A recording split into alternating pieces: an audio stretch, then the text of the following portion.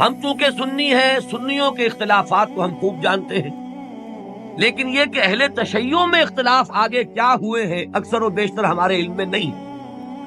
ان کا جو یہ معصوم امامت کا سلسلہ ہے، حضرت علی، حضرت حسن، حضرت حسین کے صاحبزادے حضرت علی بن حسین، جنہیں امام زین العابدین کے نام سے پکارا جاتا ہے، پھر ان کے بیٹے ہیں محمد باقر، ان کے بیٹے ہیں جعفر، جن سے فقہ جعفری چل رہی ہے۔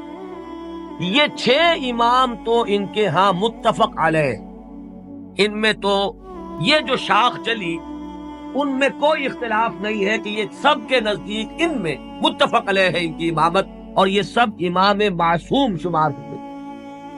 لیکن 7ویں امام پر آ کر ان کے ہاں ایک تقسیم ہو گئی۔ بڑے بیٹے اسماعیل تھے تو ان کے ماننے والے اسماعیلی کہلائے۔ اختلاف ہوا کہ اب امامت جو ہے حضرت جعفر صادق کی اولاد میں سے کس کی طرف منتقل ہوئی، اختلاف ہو گیا۔ بڑے بیٹے کے ماننے والے یہ کہلائے اسماعیلی، اور چھوٹے بیٹے سے جو چلا وہ پھر مسئلہ وہی چل رہا ہے۔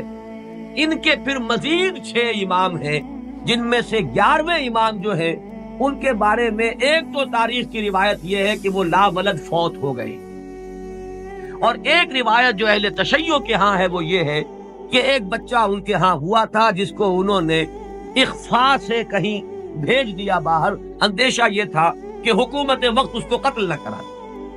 وہ ہیں ان کے تصور میں امام مہدی، وہ جن کو بچا لیا گیا تھا وہ کہیں کسی غار میں روپوش ہیں، اور وہیں ہیں، آخری زمانے کے قریب ان کا ظہور ہوگا، وہ زندہ ہیں، غار میں موجود ہیں، ان کا ظہور ہوگا، وہ امام المہدی ہیں۔